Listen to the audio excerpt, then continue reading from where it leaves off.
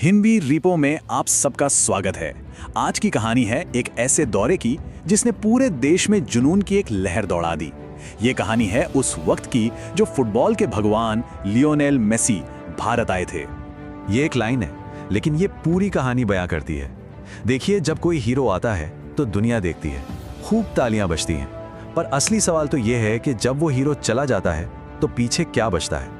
Messi का भारत आना जितना शानदार था, उतनी ही परेशान करने वाली एक कहानी ये अपने पीछे छोड़ गया।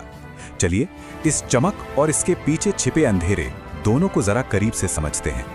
जरा सोचिए, सिर्फ 4 दिनों के लिए ऐसा लगा जैसे पूरा भारत एक फुटबॉल नेशन बन गया हो। स्टेडियम तो भरे थे, सोशल मीडिया पर तो जैसे तूफान आ गया था। हर तरफ बस एक ही नाम गूंज रहा था, मेसी मेसी मेसी। और उस एक पल के लिए पता है क्या हुआ? इंडियन फुटबॉल को किसी को कुछ साबित करने की जरूरत नहीं थी। ऐसा लगा जैसे 140 करोड़ लोगों का दिल एक साथ धड़क रहा हो। यह सिर्फ एक खिलाड़ी का दौरा नहीं था, ये एक जश्न था। इस बात का सबूत कि इस देश की मिट्टी में फुटबॉल के लिए कितनी दीवानगी है। तस्वीर बहुत खूबसूरत थी, है ना? लेकिन फिर हीरो चला गया और अचानक सारी लाइटें बंद हो गईं। और उन जोरदार तालियों के बाद जो चीज रह गई वो थी एक गहरी अजीब सी खामोशी। एक ऐसी चुप्पी जिसे इंडियन फुटबॉल शायद कुछ ज्यादा ही अच्छे से पहचानता है। और विडंबना देखिए, जिस वक्त मेसी का प्लेन आसमान में था, ठीक उसी वक्त वो खेल जिसका जश्न मनाने वो यहाँ आए थे, जमीन पर पूरी तरह से जम गया था। पूरी की पूरी नेशनल लीग ठप। तो सवाल ये उठता है कि पर्दे के पीछे आखिर चल क्या रहा है? अचानक से इंडियन फुटबॉल पर यह ताला क्यों लग गया? देखिए, ये कोई छोटी मोटी देरी नहीं थी, ये एक बहुत बड़े संकट की शुरुआत थी। इसे ऐसे समझिए, मान लीजिए कंपनी है और उसके 2 सबसे बड़े बॉस हैं। एक है AIFF जो भारत में पूरा फुटबॉल चलाता है, और दूसरा था FSDL जो लीग को पैसा देता था, स्पॉन्सर करता था। अब इन दोनों के बीच का जो सबसे जरूरी कॉन्ट्रैक्ट था वही खत्म हो गया। अब जब बॉस ही आपस में बात नहीं करेंगे तो कंपनी का क्या होगा? वो तो रुकेगी ही ना। और देखिए, ये सब कुछ अचानक नहीं हुआ, इसकी कहानी पहले से लिखी जा रही थी। 2014 में ये समझौता शुरू हुआ था। सितंबर 2025 में एक नया पार्टनर ढूंढने के लिए टेंडर निकाला गया, और नतीजा जानते हैं क्या हुआ?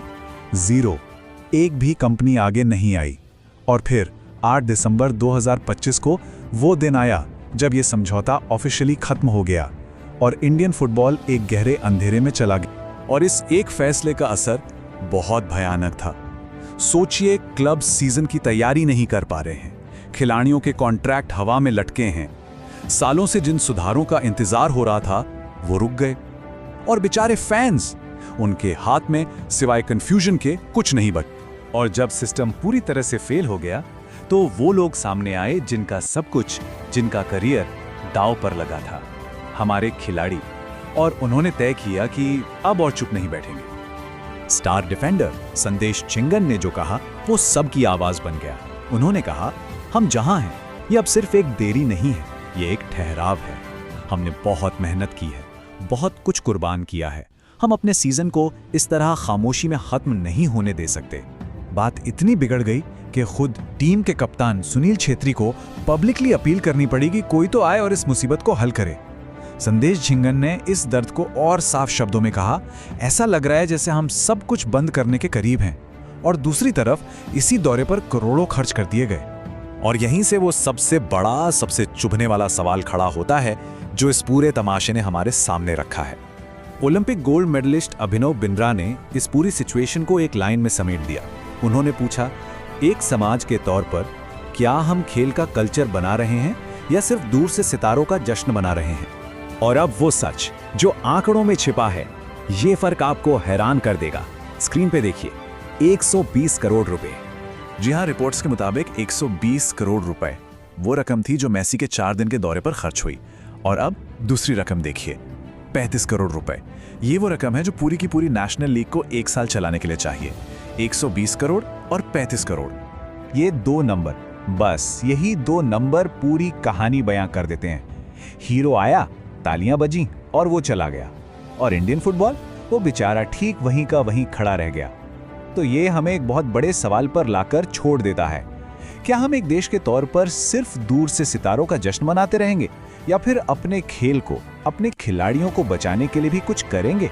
इस पर सोचिएगा जरूर। ऐसी ही और